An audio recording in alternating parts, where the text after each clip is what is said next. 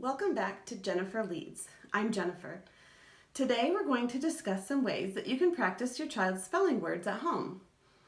Ultimately, we hope that our child's spelling list comes home and it's focusing on a particular rule or a particular spelling pattern or a Greek and Latin root or a certain prefix or suffix, but sometimes our child's words come home and they're just completely random words that don't follow any particular pattern.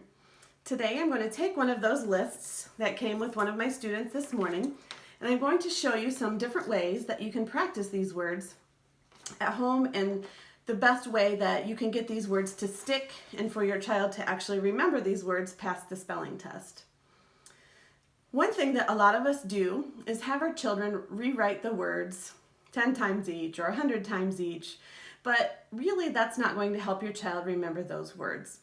Recopying a word over and over doesn't help your child to process that word deeply or help your child to think about the sounds in that word or to think about that word on a deeper level. So for your child to remember how to spell words, we want them to think about those words at a deep level.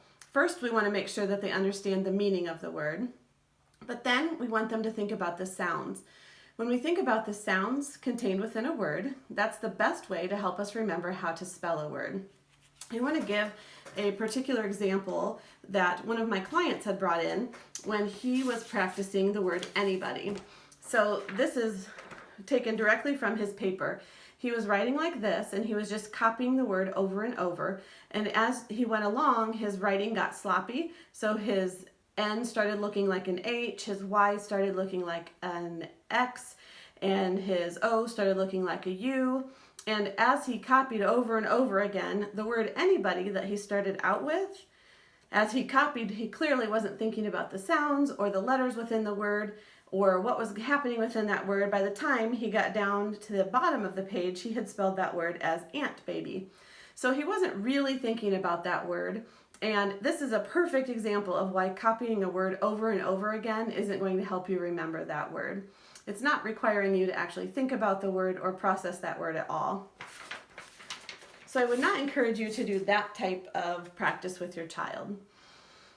What I would emphasize or encourage you to do is have your child to think about the sounds in the word. So if we go back to this word list, for each list each day that you practice, you might pick one of these activities. I wouldn't change through these activities like I am today. I'm just giving you some ideas and examples of ways that you might use to practice your child's spelling list so that they don't get bored and do the exact same thing over and over.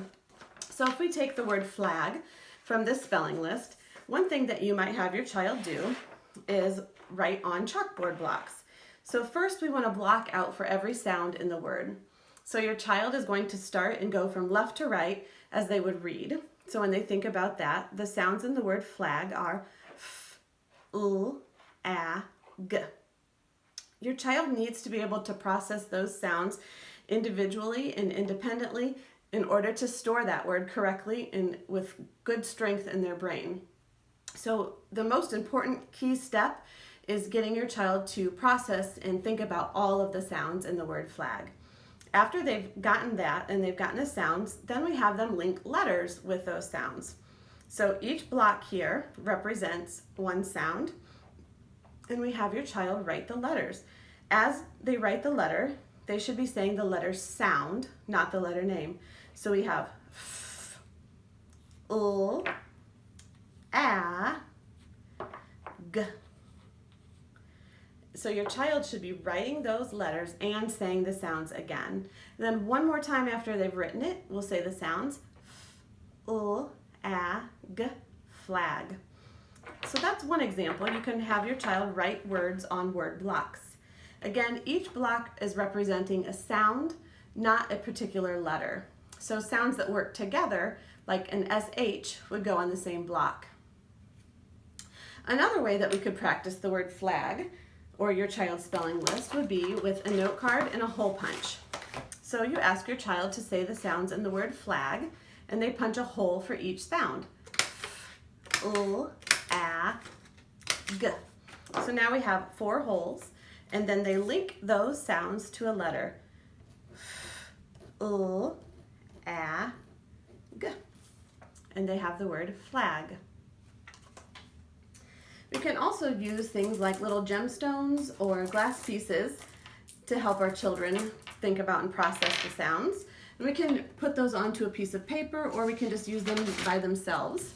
So for the word flag, again, we would put a gem for each sound, and your child would say f, l, a, g. After that, you can have your child write letters to link to those f, l, a, g. Or you can even use a marker and you can write the letters on the gems. So you can get these little gemstones at the dollar store with a bag. And so every time your child practiced, you could have them write with a Sharpie or keep these gems that have all of the letters already written on them. But the key is we want our child to be thinking about these sounds and processing these sounds as much as they can, because that's the way we access the language part of our brain, and that's the way we're going to store these words more deeply. So those are some ways that you might practice. Let's go on to the word still, so I can show you some other ways.